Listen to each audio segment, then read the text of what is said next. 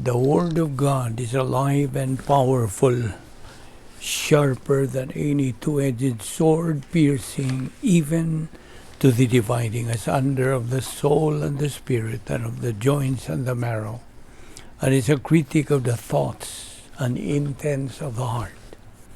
Ang tibuok nga kasulatan gipaginhawa sa Dios ug may kapuslanan, alang sa pagpanudlo, alang sa pagpamadlong, alang sa pagpanulid, ug alang sa pagmatuto sa pagkamatarong, aron ang tao sa Dios mamahingpit masinangkapan alang sa tanang maayong buluhaton.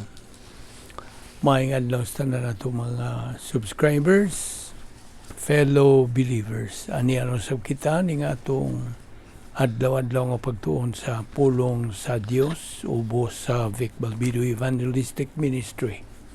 So without any further ado, padayon na kita karon sa tuon sa pulong sa Dios. Kinibahin gihapon sa panahon sa Pasko, which is related to the birth of our Lord, kining atong pagatunan niining adlaw. Apan ang uluhan niini mao kini: the only solutions to man's problems. Okay?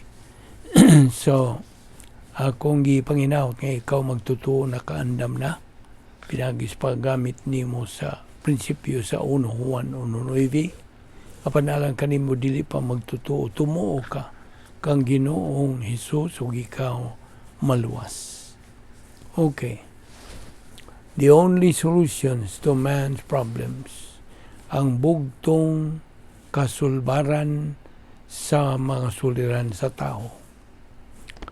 Now, una sa tanan, ang matag tao nga naluwas, pinagisay ang pagtuo kang Ginoong Jesucristo ingon nga iyang maluluwas, mipili sa buhat ni Ginoong Jesucristo.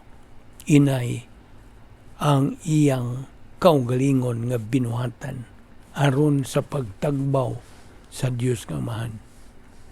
Ang tao God dili hingpit, ug busa walay hingpit nga plano ang magagikan sa usa ka butang ubo binuhat nga dili hingpit. Kung ang tao makahimo pa unta sa pag kabot o pag angkon og merito sa hingpit nga grasya nga plano sa Dios, then ang kaluwasan dili na hingpit kung mao man ugaling. Apan ang Dios hingpit siya nga pagkamatarong ug dili na siya musab, unchangeable, matud pa sa Hebrew 13:8. O consequently, ang pagkamatarong sa Dios dili na mausab, o kanang ang iyang pagkamatarong dili na gyud mausab nga mahimong dili matarong. Kaya nga naman, ang Dios hingpit og dayo naman. Eternal life, dugangan pa sa dili masayop, dili mausab, o hingpit nga pagkamatarong kini nagkahulugan nga wala gayoy higayon. There never will be a time, bisan pa there never can be a time sa diha nga ang Dios dili magpihig-pihig. Okay? Ako malikon. There never can be a time when God is unfair or unrighteous in any way. Ug busa, bisag unsang butang nga gikan sa Dios is absolutely perfect, hingpit. Ang kaluwasan gikan sa Dios. Sanglit iya kining giplano ang matag detalye niini, ang kaluwasan hingpit. Busa, unsa kadako natong pagpasalamat sa Dios. Ngadto sa Dios nga mo'y nagahatag kanato ninimong kaluwasan. Hingpit kining maong kaluwasan. He provided a perfect plan of His own design. Siya ang nagadisenyo, siya ang nagaplano, nagamugna niini. Ug ang pagtuman sa maong hingpit nga plano, dili pinahagis mga kamot sa tao, dili.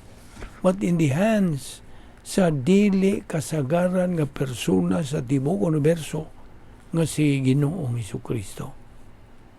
Samtang ang anak sa Dios nagabitay dito sa cross, siya mituwaw.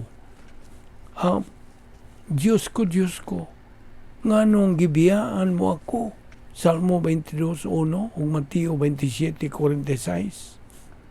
Ngano man nga ang Dios kamahan kinsa nagahigugma eternally sa iyang anak, iya manggibiyaan kini dito sa cross.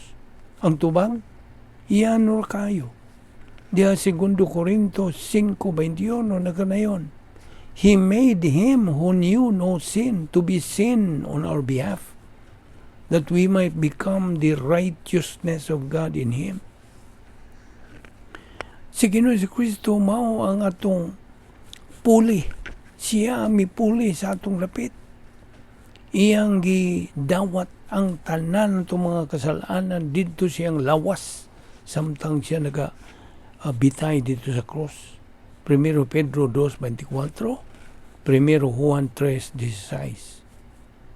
Og samtang siya nagabuhat niadto, ang Dios nga Amahan had to turn away.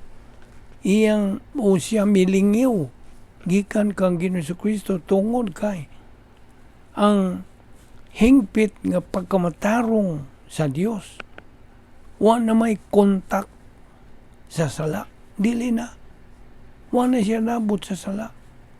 We will never begin to understand sa kadako yun sa gibuhat ni Ginoong Kristo nga substitutional pagpuli ang sakripisyo ni Ginoong Kristo dito sa krus aron sa pagsangkap ug paghatag kanato sa atong dayo na nga kaluwasan. Sa diyang si Ginoong Kristo mituwaw tapos na.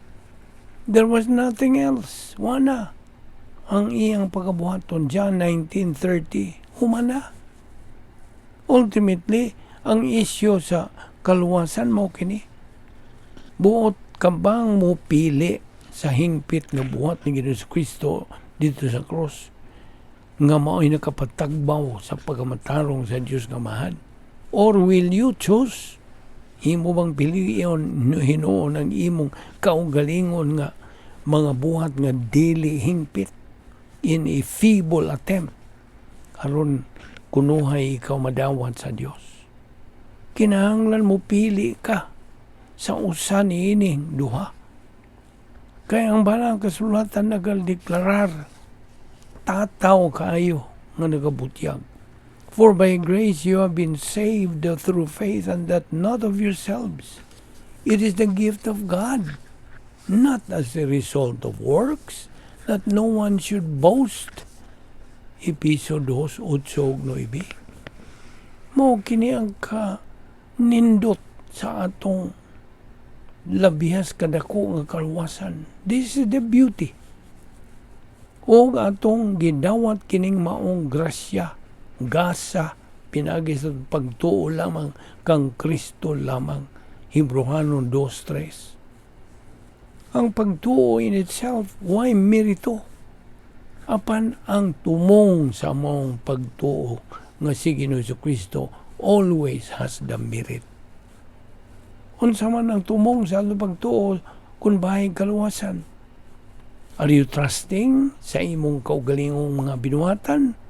Iyong pagkasakop sa simbahan, pagbautismo, some system of morality, sa kanang Mosaic law, ang Sermon on the Mount.